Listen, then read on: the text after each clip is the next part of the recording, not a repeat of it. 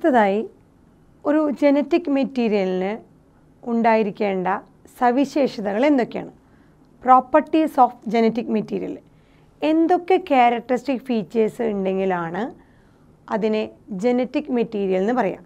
So ഒരു genetic മെറ്റീരിയലിന് ഉണ്ടാവേണ്ട characteristic ഫീച്ചേഴ്സാണ് പറയുന്നത്. First one, it should be able to generate its replica. ഒരു ജനറ്റിക് മെറ്റീരിയൽ ആണെങ്കിൽ അതിന് അതിൻ്റെ കോപ്പി ഉണ്ടാക്കാനുള്ള കഴിവുണ്ടായിരിക്കണം. It should be able to generate its replica. അതിൻ്റെ തന്നെ കോപ്പി ഉണ്ടാക്കാനുള്ള കഴിവുണ്ടാവണം. ആ പ്രോസസ്സ് നമ്മൾ പറഞ്ഞ റെപ്ലിക്കേഷൻ.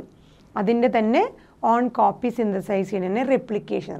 സോ ഒരു നല്ല ജനറ്റിക് മെറ്റീരിയൽ ആണെങ്കിൽ അതിന് അതിൻ്റെ തന്നെ കോപ്പി പ്രൊഡ്യൂസ് ചെയ്യാനുള്ള കഴിവുണ്ടായിരിക്കും. രണ്ടാമത്തെ പ്രോപ്പർട്ടി എന്ന് പറയുന്നത് it should B chemically and structurally stable. ഒരു ജനറ്റിക് മെറ്റീരിയൽ എന്ന് പറഞ്ഞാൽ കെമിക്കലി ആൻഡ് സ്ട്രക്ചറലി, അതിൻ്റെ കെമിക്കൽ നോക്കിയാലും കെമിക്കൽ കോൺസ്റ്റിറ്റ്യുവൻസ് നോക്കിയാലും അതിൻ്റെ സ്ട്രക്ചർ വൈസ് നോക്കിയാലും അതെന്തായിരിക്കണം? സ്റ്റേബിൾ ആയിരിക്കണം, സ്റ്റെബിലിറ്റി ഉണ്ടായിരിക്കണം. മൂന്നാമത്തേത് it should provide the scope for slow changes or mutation. ഒരു ജനറ്റിക് മെറ്റീരിയലിൽ ഒരു മ്യൂട്ടേഷൻ അല്ലെങ്കിൽ സ്ലോ ചേഞ്ചസ് ഉണ്ടാവാനുള്ള സ്കോപ്പ് ആ ജനറ്റിക് മെറ്റീരിയൽ ഉണ്ടാവാതിരിക്കണം. എന്നാൽ മാത്രമേ that are required for evolution. Changes ഉണ്ടായാൽ മാത്രമേ, അല്ലെങ്കിൽ ആ ചേഞ്ചസ് ഉണ്ടായി അതിനനുസരിച്ച് അഡാപ്റ്റ് ചെയ്ത് ഇവല്യൂഷനെ സഹായിക്കാനായിട്ട് ഒരു ജനറ്റിക് മെറ്റീരിയലിന് സാധിക്കണം. സോ ഒരു ജനറ്റിക് മെറ്റീരിയലിൽ ഒരു മ്യൂട്ടേഷൻ അഥവാ സ്ലോ ചേഞ്ചസ് ഉണ്ടാവാനുള്ള സ്കോപ്പും അതിനനുസരിച്ച് അത് ഇവല്യൂഷന് തയ്യാറായിരിക്കണം. എന്നാലേ അഡാപ്റ്റബിലിറ്റി ഉണ്ടാവുള്ളൂ. നാലാമത്തത് it should be able to express itself in the form of Mendelian characters. ഈ പറഞ്ഞ ജനറ്റിക് മെറ്റീരിയലിന് അതിനെ മെൻഡേലിയൻ ക്യാരക്ടേഴ്സ്, മെൻഡൽ പറഞ്ഞ ആ ക്യാരക്ടേഴ്സിൻ്റെ ഫോമിൽ എക്സ്പ്രസ് ചെയ്യാനുള്ള കഴിവുണ്ടാകും. ജീൻ ഫോമിൽ അല്ലെങ്കിൽ ആ ഫാക്ടർ ഫോമിൽ അതിന് ആ ജീനാണല്ലോ ഇൻഫർമേഷൻ പാസ് ചെയ്ത് എക്സ്പ്രസ്ഡ് ആവുന്നത്. ജീൻ എക്സ്പ്രഷനെയാണ് നമ്മൾ പ്രോട്ടീൻ സിന്തസിസ് എന്ന് പറയുന്നത്. സോ ഈ പറഞ്ഞ ഒരു ജനറ്റിക് മെറ്റീരിയൽ എന്ന് പറഞ്ഞാൽ ആ ജനറ്റിക് മെറ്റീരിയൽ എന്താണോ ആ ക്യാരക്ടേഴ്സ് എക്സ്പ്രസ് ചെയ്യാൻ പറ്റണം. It self in the form of Mendelian characters. ഇത്രയാണ് 4 ഇമ്പോർട്ടൻ്റ് ആയിട്ടുള്ള ഫീച്ചേഴ്സ് ഒരു ജനറ്റിക് മെറ്റീരിയലിന് വേണ്ടത്. ഇതിൽ ഓരോന്നും 1 by 1 ആയിട്ട് നമുക്ക് നോക്കാം. So first one, it should be able to generate its replica. ഒരു ജനറ്റിക് മെറ്റീരിയലിന് അതിൻ്റെ സ്വന്തം കോപ്പി പ്രൊഡ്യൂസ് ചെയ്യാനുള്ള കഴിവുണ്ടായിരിക്കണം, റെപ്ലിക്കേഷനുള്ള എബിലിറ്റി ഉണ്ടായിരിക്കണം. അപ്പം നമ്മൾ പഠിച്ചിട്ടുണ്ട് ബേസ് പെയറിംഗ് റൂള്. അഡെനിൻ തൈമീനുമായിട്ടും ഗ്വാനിൻ സൈറ്റോസിനുമായിട്ടും ബോണ്ട് ചെയ്യുന്നു, ബേസ് പെയർ നടക്കുന്നു, ആ ഫോർമേഷൻ നടക്കുന്നു. ഹൈഡ്രജൻ ബോണ്ട് വെച്ച് AT 2 hydrogen bond, GC 3 hydrogen bond, triple bond വെച്ച് പെയർ ചെയ്യുന്നു പഠിച്ചിട്ടുണ്ട്. സോ ആ ബേസ് പെയറിംഗ് റൂൾ പ്രകാരം നോക്കുകയാണെങ്കിൽ DNA-ക്കും RNA-ക്കും അതിൻ്റെ കോപ്പി പ്രൊഡ്യൂസ് ചെയ്യാനുള്ള കഴിവുണ്ട്. DNA-ക്ക് റെപ്ലിക്കേറ്റ് ചെയ്യാനുള്ള കഴിവുണ്ട്, RNA-ക്കും റെപ്ലിക്കേറ്റ് ചെയ്യാനുള്ള കഴിവുണ്ട്. സോ 2 പേർക്കും റെപ്ലിക്കേഷൻ എബിലിറ്റി ഉണ്ട്. സോ DNA RNA ഈ ഫസ്റ്റ് കണ്ടീഷൻ ഫുൾഫിൽ ചെയ്യുന്നുണ്ട്. It should be able to synthesise or generate its own replica. സ്വന്തം കോപ്പി ഉണ്ടാക്കാനുള്ള കഴിവ് DNA-യും RNA-യും ഫോളോ ചെയ്യും. DNA RNA അപ്പോൾ ജനറ്റിക് മെറ്റീരിയൽ തന്നെയാണ്. എന്നാൽ പ്രോട്ടീൻ എടുത്ത് നോക്കിക്കഴിഞ്ഞാൽ ഈ ഫസ്റ്റ് കണ്ടീഷനിൽ തന്നെ പ്രോട്ടീൻ ഫെയിൽ ആവുകയാണ്. പ്രോട്ടീന് അതിൻ്റെ കോപ്പി പ്രൊഡ്യൂസ് ചെയ്യാനുള്ള കഴിവില്ല. പ്രോട്ടീന് അതിനെ റെപ്ലിക്ക ഉണ്ടാക്കാനുള്ള കഴിവില്ല. സോ പ്രോട്ടീൻ ഈ ഫസ്റ്റ് സെൻറ്റൻസിൽ തന്നെ പ്രോട്ടീൻ ഒരു ജനറ്റിക് മെറ്റീരിയൽ അല്ലാന്ന് അവിടെ തന്നെ അത് നമുക്ക് തള്ളിക്കളയാൻ പറ്റും. സോ DNA-ക്കും RNA-ക്കും അതിൻ്റെ കോപ്പി പ്രൊഡ്യൂസ് ചെയ്യാൻ കഴിവുള്ളത് കൊണ്ട് അതൊരു ജനറ്റിക് മെറ്റീരിയലായിട്ട് നമുക്കതിനെ പറയാം. രണ്ടാമത്തേത് പറഞ്ഞത് it should B chemically and structurally stable എന്നാണ്. ഒരു ജനറ്റിക് മെറ്റീരിയൽ നമ്മൾ പറഞ്ഞു ഒരുപാട് സ്റ്റേബിൾ ആയിരിക്കണം, കെമിക്കലി സ്റ്റേബിൾ ആയിരിക്കണം, സ്ട്രക്ചറലി സ്റ്റേബിൾ ആയിരിക്കണം.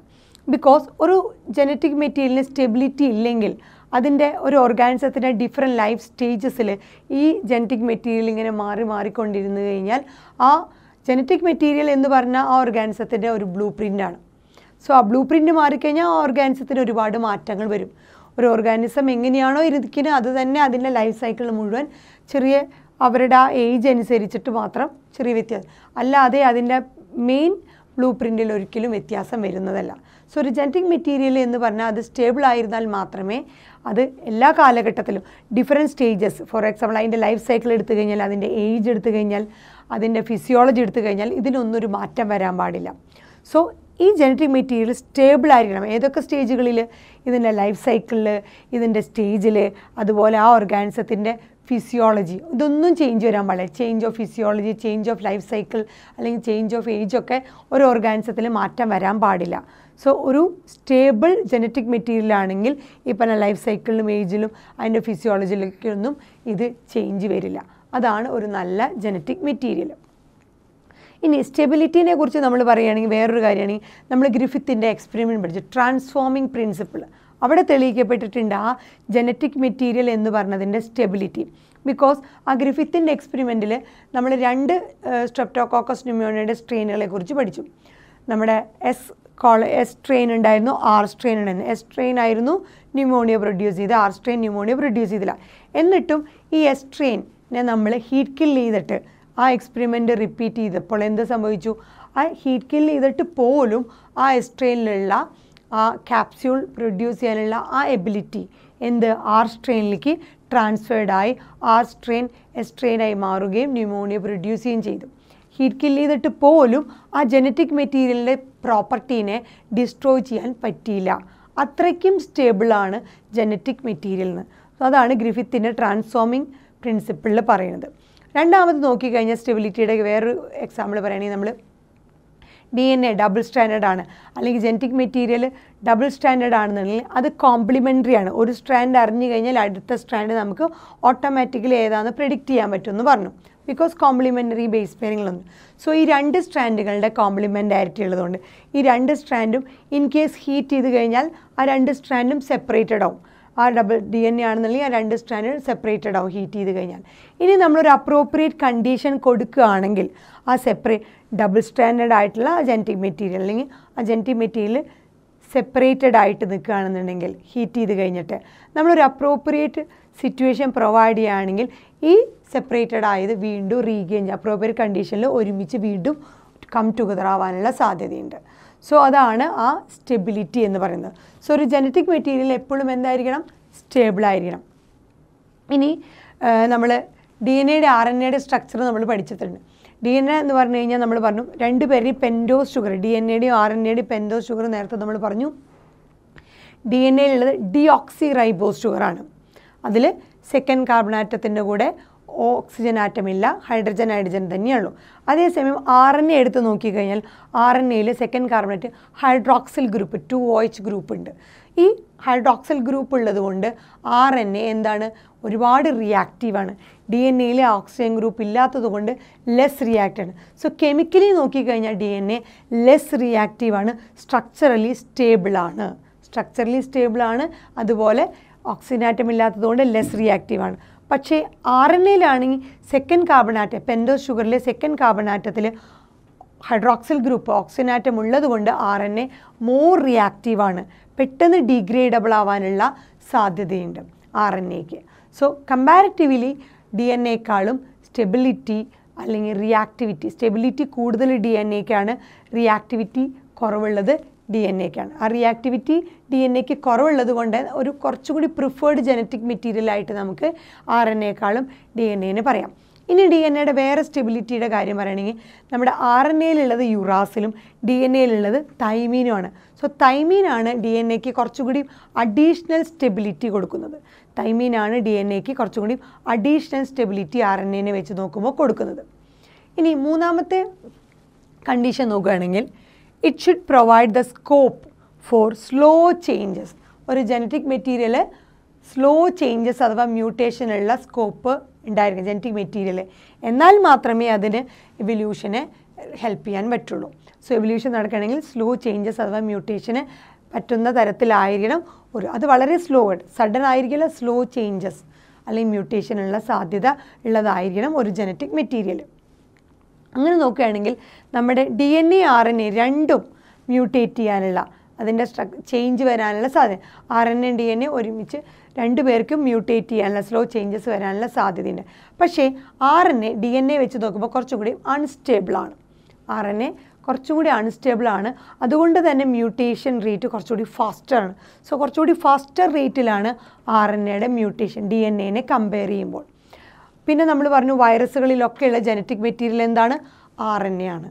അതുകൊണ്ട് തന്നെ RNAക്ക് ഈ ഫാസ്റ്റർ റേറ്റിൽ മ്യൂട്ടേഷൻ ഉള്ളത് കൊണ്ട് RNAയുടെ ലൈഫ് സ്പാൻ, ആ വൈറസുകളിലുള്ള അല്ലെങ്കിൽ ആ ജനറ്റിക് മെറ്റീരിയൽ RNA ആയിട്ടുള്ള ഓർഗാനിസത്തിൻ്റെ അവരുടെയൊക്കെ ലൈഫ് സ്പാൻ ഷോർട്ടർ ലൈഫ് സ്പാനാണ്. എന്തുകൊണ്ടാണ് ഷോർട്ടർ ലൈഫ് സ്പാൻ ആവുന്നത്? അവർക്ക് പെട്ടെന്ന് മ്യൂട്ടേറ്റ് ചെയ്യും. സോ അവർ അൺസ്റ്റേബിളാണ് RNA. സോ RNA ആണ് ജനറ്റിക് മെറ്റീരിയൽ എന്നുണ്ടെങ്കിൽ ആ ഓർഗാനിസത്തിന് ഷോർട്ടർ ലൈഫ് സ്പാൻ ആയി കുറച്ചുകൂടി മ്യൂട്ടേറ്റ് ചെയ്യാൻ ഫാസ്റ്റർ റേറ്റിൽ മ്യൂട്ടേറ്റ് ചെയ്യാനുള്ള എബിലിറ്റി RNAക്ക് ഉണ്ട്. ഇനി വേറൊരു ഇത് നോക്കുകയാണെങ്കിൽ നമ്മുടെ it should be able to express itself in the form of Mendelian characters. ഒരു DNA ആണെങ്കിലും RNA ആണെങ്കിലും നമ്മളിപ്പോൾ ഈ പറഞ്ഞ കണ്ടീഷനിലൊക്കെ DNAയും RNAയും ജനറ്റിക് മെറ്റീരിയലായിട്ട് ആക്ട് ചെയ്യുന്നുണ്ട്. പ്രോട്ടീൻ ആക്ട് ചെയ്യുന്നില്ല. ആദ്യത്തെ കണ്ടീഷനിൽ തന്നെ പ്രോട്ടീൻ ഡിസ്കാർഡഡ് ആയി. സെക്കൻഡ് കേസിൽ അതെ കെമിക്കലി സ്ട്രക്ചറലി സ്റ്റേബിൾ, കുറച്ചുകൂടി മോർ സ്റ്റെബിലിറ്റി ഉള്ളത് DNA-ക്കാണെന്ന് മാത്രം. ബട്ട് RNA നമുക്ക് ജനറ്റിക് മെറ്റീരിയലായിട്ട് കൺസിഡർ ചെയ്യാം. ബട്ട് നമ്മൾ പറഞ്ഞു ലിമിറ്റഡ് ആയിട്ടുള്ള ഓർഗാനിസത്തിലാണ്, വൈറസുകളിലും ചില പ്ലാന്റിൽ ഗ്രൂപ്പുകളിലും മാത്രമാണ്. ഇനി അതുപോലെ നമ്മൾ സ്ലോ ചേഞ്ചസ് അല്ലെങ്കിൽ മ്യൂട്ടേഷനുള്ള സാധ്യത ഈ പറഞ്ഞ ജനറ്റിക് മെറ്റീരിയൽ DNA-ക്കും RNA-ക്കും ഉണ്ട്. നാലാമത് പറഞ്ഞത് ഈ പറഞ്ഞ genetic material Mendelian characters express ചെയ്യാൻ പറ്റുന്നതായിരിക്കണം. സോ RNA എപ്പോഴും നമ്മുടെ സെൻട്രൽ ഡോഗ്മ പഠിച്ചപ്പോൾ DNA ട്രാൻസ്ക്രൈബ് ചെയ്ത് DNA-യിലുള്ള ജനറ്റിക് ഇൻഫർമേഷൻ ട്രാൻസ്ക്രൈബ് ചെയ്ത് മെസ്സഞ്ചർ RNA ആയിട്ട് മാറുന്നു. ഈ മെസ്സഞ്ചർ RNA-യിലുള്ള ഇൻഫർമേഷൻ ജനറ്റിക് കോഡിൻ്റെ സഹായത്തോടു കൂടി ട്രാൻസ്ലേറ്റ് ചെയ്ത് പ്രോട്ടീനായിട്ട് മാറുന്നു. അത് ട്രാൻസ്ലേഷൻ എന്ന് പറഞ്ഞു. സോ RNA ആണ് DNA-യിലുള്ള ജനറ്റിക് ഇൻഫർമേഷൻ RNA ആണ് കോഡ് ചെയ്ത് പ്രോട്ടീൻ സിന്തസിസിന് സഹായിക്കുന്നത്. So RNA direct coding for protein synthesis. So easily characters express ചെയ്യാൻ പറ്റുന്നത് ആർക്കാണ്? RNA-ക്കാണ്. RNA കുറച്ചും കൂടി ക്യാരക്ടേഴ്സ്, ബിക്കോസ് DNA-യിലെ ഇൻഫർമേഷനെ കോഡ് ചെയ്യുന്നത് ആരാണ്? ആ ഇൻഫർമേഷൻ എവിടേക്കാണ് ട്രാൻസ്ക്രൈബ് ചെയ്ത് വരുന്നത്? RNA ആണ്. അങ്ങനെ RNA ആണ് ആ ക്യാരക്ടേഴ്സിനെ മെസ്സഞ്ചർ RNA ഫോമിൽ അതിനെ എക്സ്പ്രസ് ചെയ്യണം. സോ ഒരു തരത്തിൽ പറയുകയാണെങ്കിൽ DNA പ്രോട്ടീൻ സിന്തസിസിന് വേണ്ടിയിട്ട് അല്ലെങ്കിൽ DNA-യിലെ ഇൻഫർമേഷൻ അല്ലെങ്കിൽ ആ ജീൻ എക്സ്പ്രസ് ചെയ്യണമെങ്കിൽ ഡിപ്പെൻഡ് ചെയ്യണത് ആരെയാണ്?